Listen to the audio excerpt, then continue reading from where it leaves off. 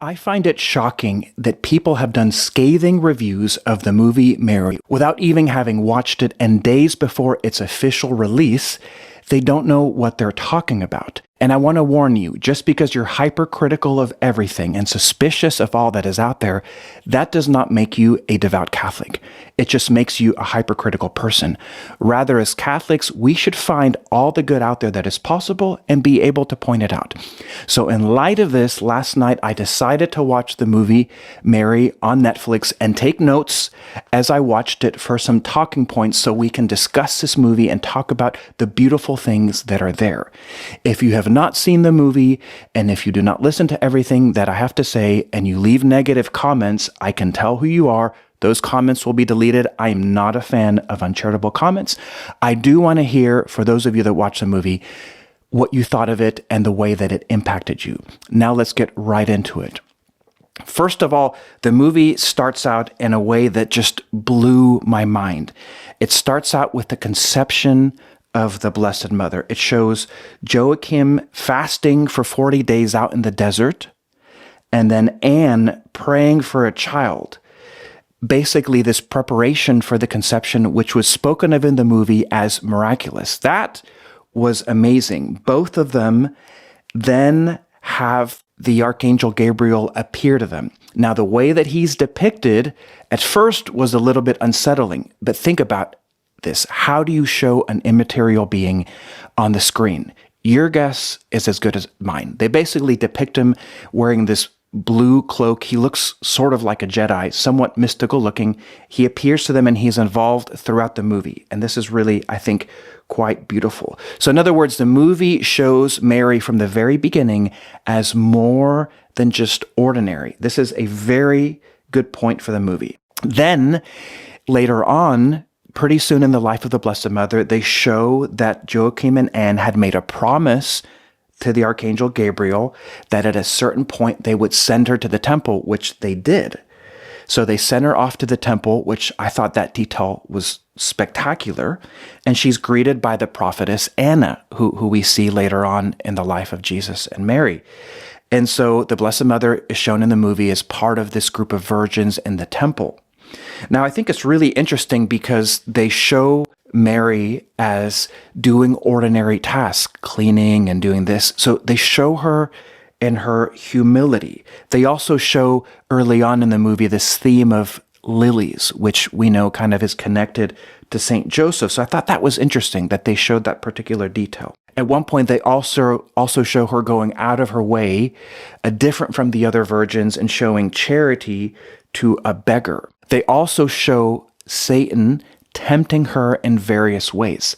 Now, I think this is spectacularly done because what does it show us? It shows us the challenges and the spiritual difficulties that she had to face, that somehow Satan was attacking her in different ways, and there was a battle that she had to wage. Now, one of my favorite scenes of the movie is early on. They show the spiritual battle between Gabriel and Lucifer that is spectacular. The way that they show the battle is so subtle, but you can see the supernatural aspect of it. That part, I put a star here. It was awesome. At that point, the movie just totally won me over, and I thought, this is a great movie. Overall, the movie was shot beautifully, extremely professionally done, very, very much Hollywood. The main kind of actor at the center of it, aside from the Blessed Mother, is Anthony Hopkins, who plays Herod, and he does a spectacular job of showing how evil Herod is. And he's very evil, but you really get a glimpse of that by watching this movie. There's this amazing scene where Herod, he gets a glimmer of the Blessed Mother, and he's given this sort of vision of the crucifixion of Jesus, as if God is saying she's going to give birth to the Messiah who's going to essentially challenge your kingship. And so he already kind of knew of Mary's power and began wanting to hunt her down. This is sort of interesting how they show in the movie how Herod is somehow aware that there's something different about Mary, and he's very much threatened by her. This is a very strong theme in the movie, that Herod is threatened by everyone, and so he goes and kills anyone who's of danger to him. Now, one of the things that people critique and again, they don't know what they're talking about, is they critique this romantic relationship with Joseph and Mary. Not true. The movie does a beautiful job of showing the love that Joseph has for Mary without it being sexual or romantic. In the entire movie, he never hugs her, he never kisses her, and only once does he hold her hand towards the very end in their marriage and their betrothal. I think they play that card amazingly. In fact, there was a scene where I believe Mary was pregnant. She was about to give birth, and she invites Joseph to sit next to her. And I thought, Netflix is going to blow it. Because she asked him, what's bothering you? Something was bothering Joseph. And I thought he was going to say something sexual. I was like, oh no, they're going to blow it. Here they go. This is what they're talking about. Nothing. You know what was bothering him? You know what he said? He said, it bothers me. Why was I chosen? Man, that second thing that just totally won me over to the genius of this movie.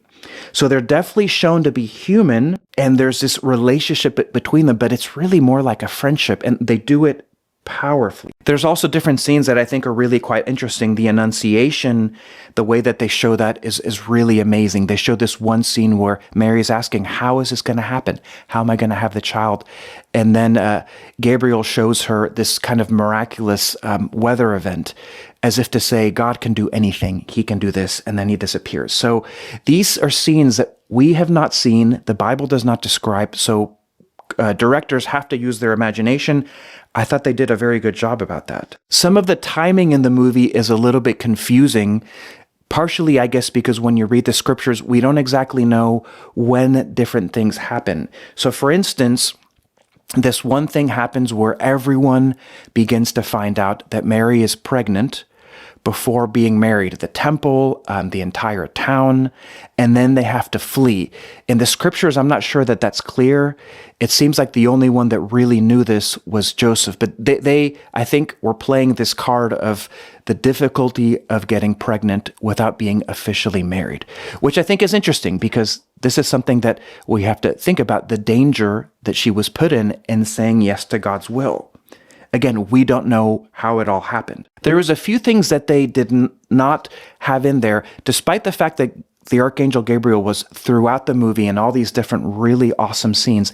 They never show him appearing to Joseph in a dream, telling him about Mary, that what God is doing in her is miraculous, or telling him to take them to Egypt. I don't know why they didn't insert that, because he's inserted in all types of other places. I think in the movie, to make it more interesting to the viewer, they really exaggerated the danger and the threat that the Blessed Mother and Joseph were facing. So they had soldiers going everywhere, searching for the king before. And possibly this is actually what's happening. They definitely show the scene of the murder of the Holy Innocents.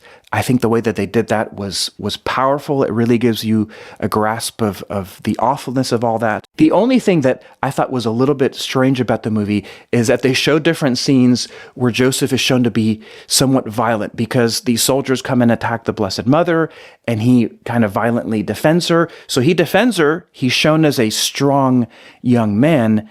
Was he violent? My impression is that Joseph was the most gentle saint that you could ever find. They probably do that to kind of get us to see him in a more realistic way. Now, there is one scene that is theologically incorrect, and that's when the Blessed Mother gives birth to Jesus. Our Catholic tradition tells us that that birth was supernatural, that Jesus did no harm to the Blessed Mother at all, and that she did not have a normal birth. In fact, I want to read to you how it is that we Catholics think of it from the mystical city of God. Most Catholics don't know this, and probably the people making the movie don't know this also. So they just showed the birth as being normal. In that sense, I don't think we should see that and then throw away the entire movie, but actually it's an opportunity for a discussion, and that's exactly what happened with my wife. She wasn't too clear on that scene, and we paused the movie and I told her, oh, by the way, when Mary gave birth to Jesus, because she was immaculately conceived and because he was the Son of God, it was completely pain-free to her. And she wasn't clear on all those details, so it actually provided for some good conversation. Overall, I would say that the movie was amazing. It was beautiful. It was powerful. I think the central theme of the movie is the intense danger that the whole birth of Jesus and the whole life of Mary, the intense danger that surrounded them. In other words, they were risking their lives in order to serve God.